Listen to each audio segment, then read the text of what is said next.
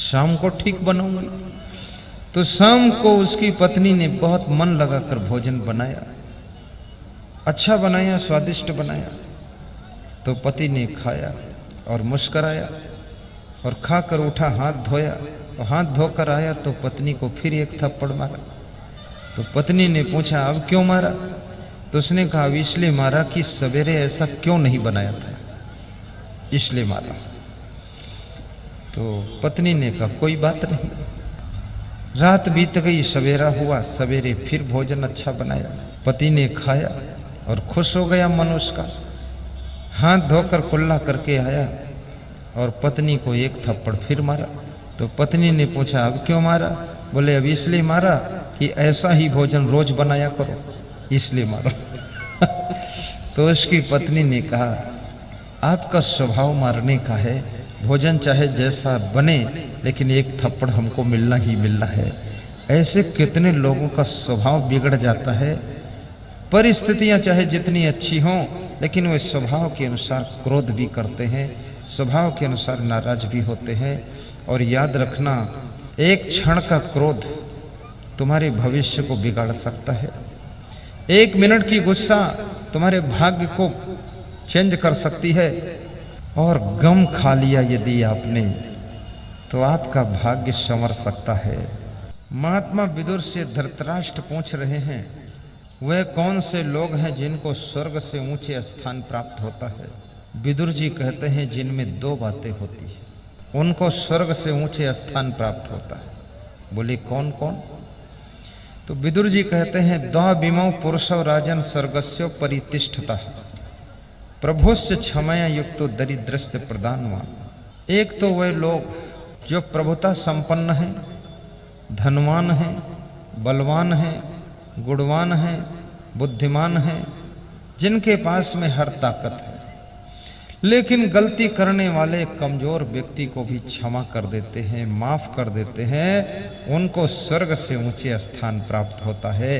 क्षमा करने वालों को स्वर्ग से ऊंची जगह मिलती है। परिवार में एक दूसरे सदस्य को क्षमा भी कीजिए। और कभी आपसे गलती ना भी हो तो भी अपने पति से कभी कभी क्षमा मांग लिया करो कि पति जी, भूल चूक में गलती कोई होती हो तो क्षमा कीजिएगा, मन में टेंशन ना कीजिएगा। लेकिन क्षमा मांगना बहुत कठिन है। और स्त्रियां तो कभी कभी क्षमा मांग भी सकती, पुरुष तो कभी क्षमा नहीं मांग सकता, उसके लिए और कठिन है। क्योंकि जब तुम क्षमा मांगते हो तो तुम्हारे अभिमान को चोट पहुंचती है और तुम्हारे भीतर बैठा हुआ अहंकार वो तुमको क्षमा मांगने से रोकता है कि क्षमा मत मांगना, नहीं तो मैं मर जाऊंगा। और अहंकार की मृत्यु होती है जब तुम क्षमा मांगते हो। और क्षमा मांगने से तुम्हारा मन बड़ा सरल हो जाता है। और किसी को जब तुम क्षमा करते हो तो तुमको तुम्हारे क्रोध पर विजय प्राप्त करनी पड़ती है, क्योंकि उसने गलती किया है और तुम क्षमा करते हो तो उसके प्रति तुम्हारे अंदर रोष होता, जोश होता, गुस्सा होती है। उस गुस्सा को जब तुम पी जाते हो, समाप्त करते हो, तभी तुम दूसरों को क्षमा कर पाते हो। और याद रखना, जिसने क्रोध और अहंकार को खत्म कर लिया, क्षमा भी कर सकता है, क्षमा मांग भी सकता है, तो क्रोध को जीत लेता और अभिमान को भी तोड़ देता है। उस व्यक्ति की जिंदगी जीते जी स्वर्ग बन जाती है, स्वर्ग बन जाती है। दरिद्रस्य प्रदानवान, विदुर जी कहते हैं, जो लोग गरीब हैं, जिनके पास में ज्यादा धन नहीं है, घर का काम चलता है, व्यवस्था बिगड़ती नहीं, इतना है, फिर भी वे कुछ न कुछ दान करते हैं धर्म प्रचार के लिए, सत्संग के लिए। आज मेरे पास में विशेश्वर भगत बैठे हुए थे, तो मैंने पूछा, विशेश्वर भगत, इस कार्यक्रम में दूसरों का भी सहयोग है? तो दुर्गी प्रसाद यादव ने बताया कि इसमें कई लोगों का सहयोग है, ज्यादातर लोगों का 21-21 हजार का सहयोग है। अब इतना बड़ा कार्यक्रम, इतनी बड़ी व्यवस्था, इतना बड़ा भंडारा, जहाँ पर प्रवचन सुनने के लिए तो 5000-6000 लोग हैं, लेकिन भंडारा में 10,000 लोग हो जाते हैं। भंडारा भी लेने से मन का पाप कम हो जाता है, इसलिए भंडारे में थोड़ा प्रसाद ले लेना चाहिए। और ये भोजन नहीं है, ये प्रसाद है। थोड़ा थोड़ा खाना चाहिए। और याद रखना, और भंडारे में सहयोग देने से तो महापुण्य होता है। और मैं तो दुर्गी प्रसाद यादव को बहुत धन्यवाद देता हूँ। कहाँ हो, इधर आओ ना। इनको आप देखोगे तो लगेगा ये बड़े कमजोर आदमी है। इनका बड़ा विचित्र रूप है। ये है दुर्गी प्रसाद यादव, इधर आओ। इनके लिए ताली बजा दो जरा। एक माला दे दो ना, एक माला। बड़ी विचित्र बात है। ये सोच रहे थे मेरे बुलाने से गुरुवर आएंगे कि नहीं आएंगे, और मैंने इनको देखा भी नहीं था। ये कई बार फोन करते रहे, प्रोग्राम जब नहीं मिला तो कहीं से मेरा नंबर तलाश करवाया। 6 महीने बाद तो नंबर मेरा मिला जब इनको, तो डायरेक्ट मुझसे बात किया। तो मैं फ़ोन उठाता नहीं ऐसे जल्दी हूँ, लेकिन उस दिन मेरा मन हो गया मैं ही उठा लेता हूँ। किसका है ये अपरिचित नंबर, नेपाल से दिख रहा है, विदेश का है। उठाया, इन्होंने बोला तो ये बात भी नहीं कर पाते थे हिंदी में शुद्ध, आधी नेपाली आधी हिंदी मिक्स बोलते थे। तो इन्होंने जितेंद्र शाह को दे दिया कि तुम बात करो। वो बात करने में बड़ा कलाकार आदमी था जितेंद्र शाह। कहाँ है जितेंद्र शाह? यहाँ है, ये देखो, ये बहुत खिलाड़ी आदमी है। ऐसे घुमा कर बात किया कि मेरा मन खुश हो गया। बोले प्रोग्राम नहीं मिल रहा, गुरुदेव मना कर दिया प्रबंधक जी ने, चीफ प्रोग्राम डायरेक्टर ने। तो मैंने कहा मिलेगा, मैं भी कह दूंगा। इनका फ़ोन कटा, मैंने उनको लगाया और सिफारिश किया कि नेपाल का प्रोग्राम जरूर दे देना। बोले एक प्रोग्राम के लिए वहाँ कहाँ जाओगे गुरुदेव?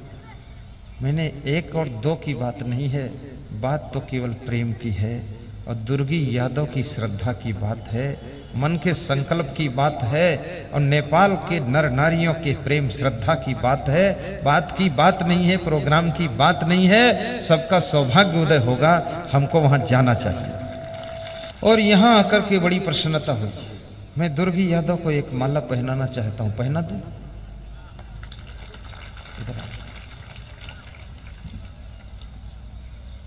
ये बहुत सीधे सरल व्यक्ति है। 40 साल से चतुर्दशी के दिन, आज के दिन ये भंडारा और कार्यक्रम करते हैं अपने घर पर। आज के दिन इनके घर पर जब मैं गया, कल तो पहुंच नहीं पाया, तो इनका मन बड़ा दुखी हुआ कि हमने बुलाया, हमारे घर आई नहीं। तो मैंने कहा तुम संतोष करो, गंगा जी को भागीरथ ने बुलाया था, लेकिन सबको तारने के लिए आई थी, खाली उन्हीं भागीरथ को नहीं तारा था। तो तुमने भी सत्संग की गंगा बुलाई है, तो ये सबको तारेगी, खाली तुम्हारे लिए नहीं। संतोष किया। आज इन्होंने खीर, सेवई, पूड़ी के अंदर वो दाल भरते हैं ना, मूंग की दाल भर देते हैं, ऐसा बना करके खिलाया। तो मैंने कहा इसके, मैं तो सोचा पूड़ी है, तो उसको तोड़ा तो उसमें कुछ मोटा मोटा था। तो मैंने कहा कुछ अंदर भरा हुआ है क्या? बहुत प्रेम से खाए।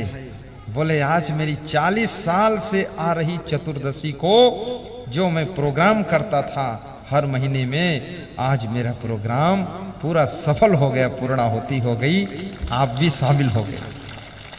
भाइयों और बहनों, इनकी श्रद्धा को हम धन्यवाद देते हैं और मैं आप सबकी आस्था को भी धन्यवाद देता हूँ।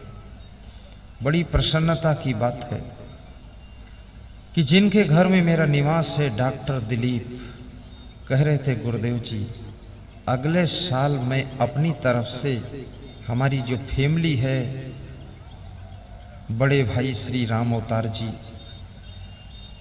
दूसरा भाई मेघानंद जी और चौथा भाई संतोष यादव जी, हम अपने परिवार की तरफ से पिताजी के खुशी में, बुधन यादव जी मेरे पिता हैं, उनके जीते जी एक प्रोग्राम हम लोग करेंगे। आप आ जाना, हवाई जहाज़ से आ जाना और यहाँ सब व्यवस्था हम जमा लेंगे और साल में एक बार तो जरूर आकर के यहाँ दर्शन देना और हम लोग हर साल प्रोग्राम कर देंगे। कोई सहयोग देगा तो भी ठीक है, कम देगा तो भी ठीक है।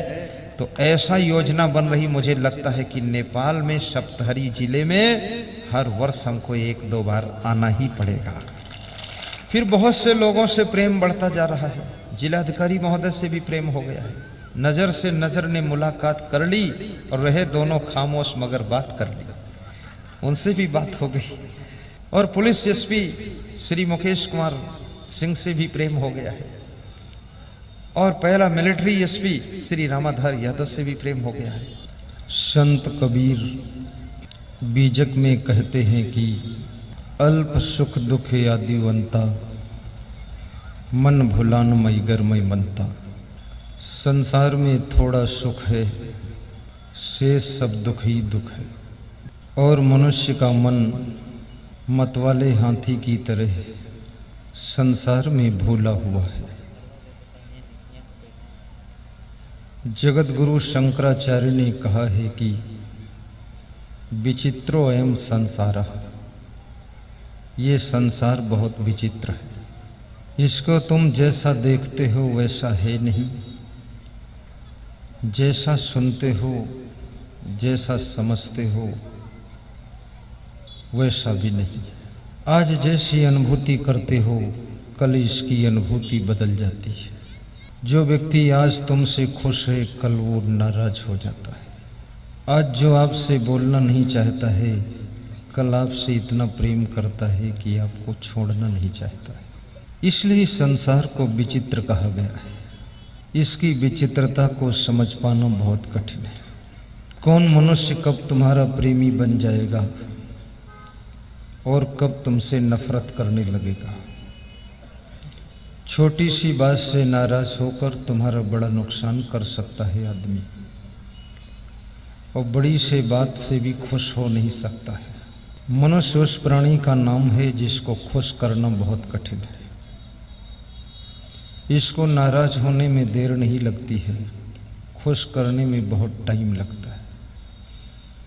हर माँ बाप प्रयास करते हैं कि अपने बेटे और पतोहू को खुश कर दूं, पर वो कभी खुश नहीं कर पाते। सासू चाहती है कि पतोहू को ऐसा इंजेक्शन मारूं कि मेरी पतोहू बहुत खुश रहे, और पतोहू जब आती है तो 1-2 महीने तो शांत रहती है और 2-3 महीने के बाद वो अशांत हो जाती है और 1 साल के बाद सासू को भी अशांत कर देती है। सासू का मन व्यथित हो जाता है कि पतोहू को आने से मेरी खुशियां भी धीरे धीरे कम होती जा रही है। बेटा चाहता है कि माँ बाप को खुश रखूं, लेकिन माँ बाप खुश नहीं होते। दूसरों को खुश करना बहुत कठिन है। स्वयं खुश रहोगे, तुमको देख करके बहुत लोग खुश हो जाएंगे। स्वयं चिंतित रहोगे, दूसरों को खुश न कर सकोगे। आनंद में रहना सीखिए, टेंशन का त्याग कीजिए, प्रसन्नता की अनुभूति कीजिए। चिंता करने से 4 चीज़ों का नुकसान होता है। जिस समय महाराजा धीराज धृतराष्ट्र महाभारत युद्ध की तैयारियां चल रही थीं, वे चिंता में डूबे हुए थे। जिससे गलतियां बहुत होती हैं उसको चिंता बहुत होती है, जिसकी भावना गलत होती उसको टेंशन बहुत होती है, जिसकी भावना ठीक है उसको बहुत कम टेंशन आती है, और जिससे गलतियां बहुत कम होती हैं उसको चिंता भी बहुत कम रहती है। और मनुष्य यहाँ महिलाओं का झुंड बैठा हुआ है। 2-4 महिलाएं ऐसी आई हैं जो दूसरी महिलाओं की चैन खींचना चाहती है। उनके अंदर गलत भावना है।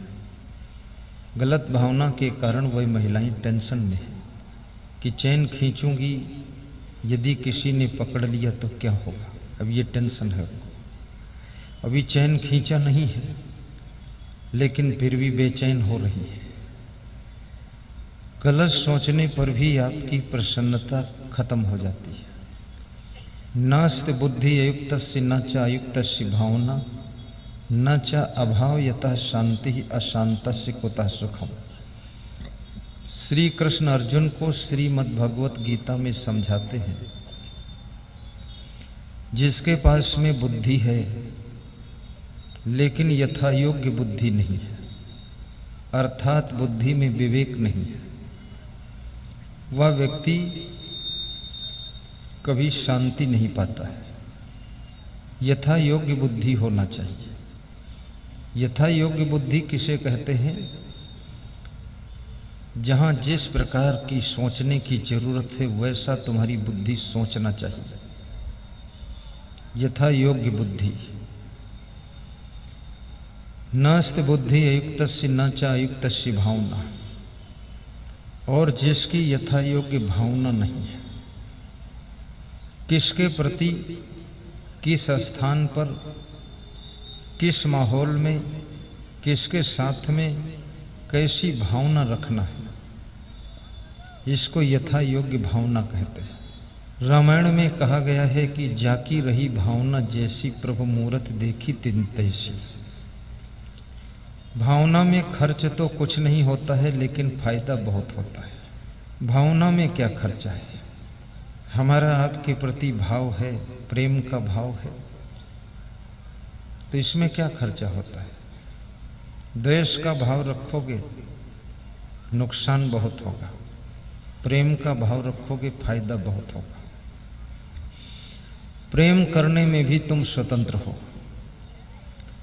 जितना अधिक आपके दिल में प्रेम होगा उतना ज्यादा तुमको प्रसन्नता मिलेगी। अपनी पत्नी से भी प्रेम कीजिए।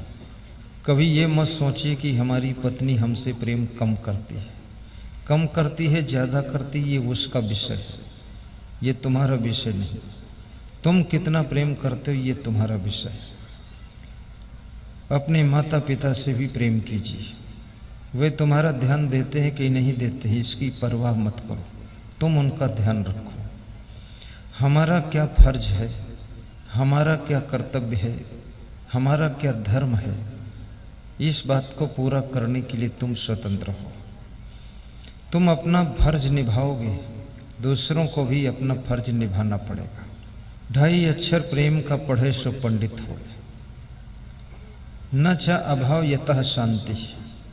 कृष्ण कहते अर्जुन, जिसके पास भावना नहीं है उसको शांति नहीं मिलती। अशांतस्य कुतः सुखम, और अशांत हृदय वाले को सुख कहाँ मिल सकता है।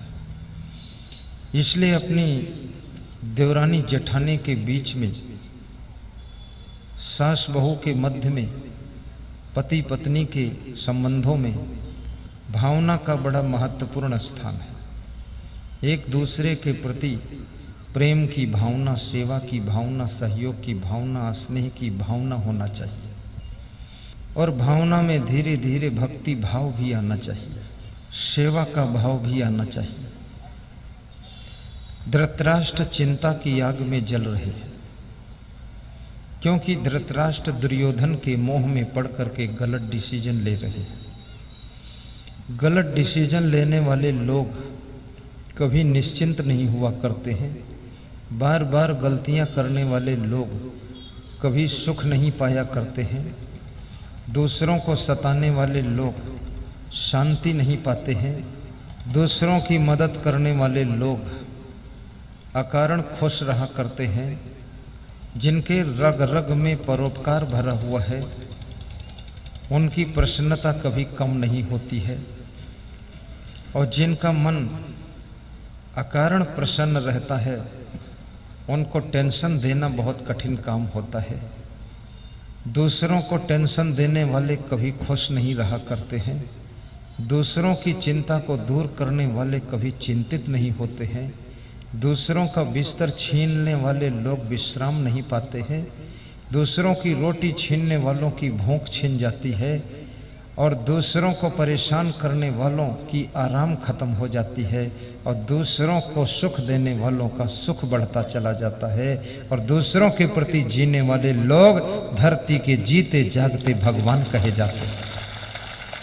अपने लिए तो पशु पक्षी भी जीते हैं, पेट के लिए, अपने बेटा बेटी के लिए अपना घोंसला बनाने की कला तो पशु पक्षियों को भी मालूम है।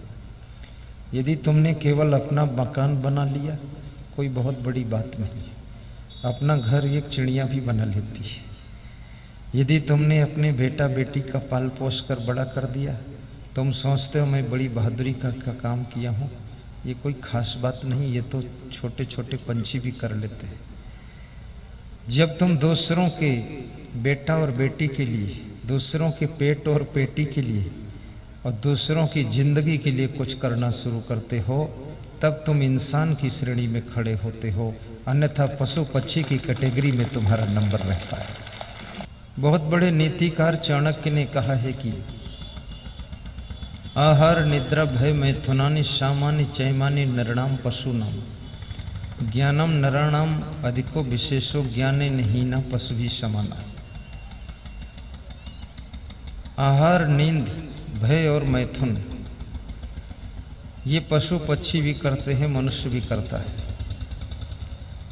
अगर इतना करने में ही उम्र गंवा दी तो पशुओं से अधिक तुमने कुछ भी नहीं किया है, चिड़ियों से ज़्यादा कुछ नहीं किया।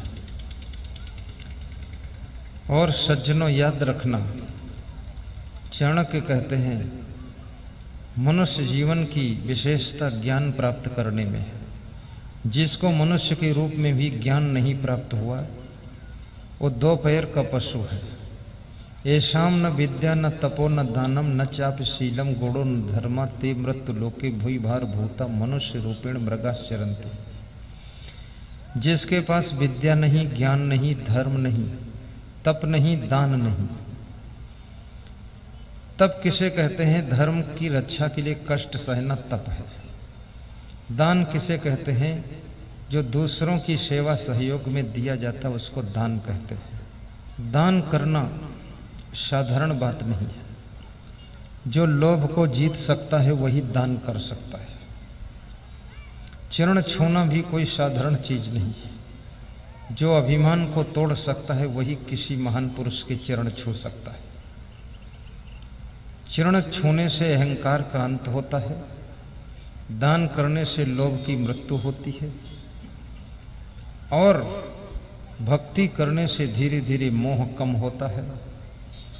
और याद रखना, भजन करने से पाप का वजन घटता चला जाता है। जो लोगों के पास में दान, तप, सेवा, विद्या, कला, गुण नहीं है, वे धरती के ऊपर भार के समान रहते हैं और पशु की तरह विचरण कर रहे हैं। आपने देखा होगा, यदि भारत देश से पाकिस्तान को कौवा जाना चाहे, शेर बाघ जाना चाहे, कबूतर जाना चाहे तो कोई जांच नहीं है, जा सकते। लेकिन आदमी जाना चाहे तो परमिशन लेना पड़ेगा। शेर बाघ से भी ज़्यादा खतरनाक आदमी है, क्योंकि आदमी जब गलतियां करता है तो एक साथ में हजारों को भी मारता है। वो आदमी जब समझदारी से काम करता है तो हजारों को जिंदगी भी दे देता है। किसी के काम आए उसे इंसान कहते हैं, पराया दर्द अपनाए उसे भगवान कहते हैं। ये दुनिया एक उलझन है। ताली बजा लीजिए, सुनाता हूँ। तुम्हारे ताली बजाने से हमारा फायदा है, आधा मिनट रेस्ट मिल जाता है। दूसरा फायदा है कि हमारा उत्साह बढ़ जाता है। तीसरा फायदा है कि तुम्हारे पड़ोस कोई बैठा सो रहा तो वो भी जग जाता है।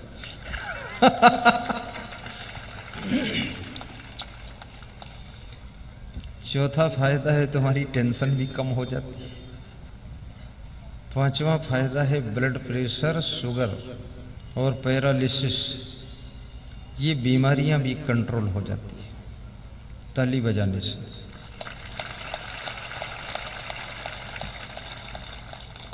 लेकिन केवल मंडप में बजाओ और घर में जाकर फिर बंद, तो बात नहीं बनेगी। घर में भी बजाना पड़ेगा। और यदि पति पत्नी दोनों साथ साथ बैठ करके सुबह शाम ताली बजा लिया करो और 3 टाइम ताली बजा कर हंस लिया करो तो पूरी टेंशन खत्म हो जाएगी। टेंशन हमारे भक्त सीताराम गोयल दिल्ली निवासी, हिमाचल में नाहन जिले में उन्होंने आश्रम बनाया है, राधा कृष्ण आश्रम। वहाँ मुझे प्रवचन के लिए बुलाया। बिल्डर का काम करते थे, बच्चे बड़े हो गए, काम करने लगे तो वे भजन में लग गए। तो उन्होंने बताया कि मेरी शुगर 400 पर थी, बीपी रोज नापा जाता था, और मैं अब ताली बजाकर थोड़ा राधा के गीत गाता हूँ और नाचता रहता हूँ, सारी शुगर खत्म हो गई है, बीपी ठीक है, कोई बीमारी नहीं है, अब मैं बिल्कुल ठीक रहता हूँ।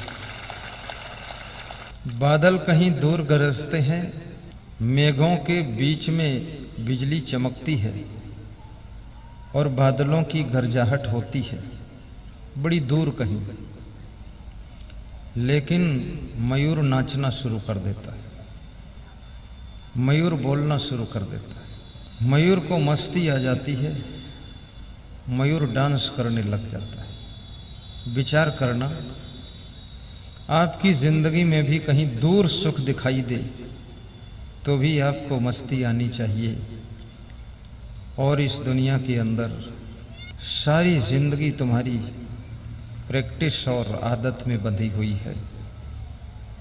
छोटी छोटी बातों में उलझने की आदत छोड़िए, छोटी छोटी समस्याओं की शिकायत मत कीजिए, छोटी छोटी परेशानियां अपने पति से मत कहिए, अपने माँ बाप को भी मत बताइए, सब पी जाइए और फिर से मुस्कराइए।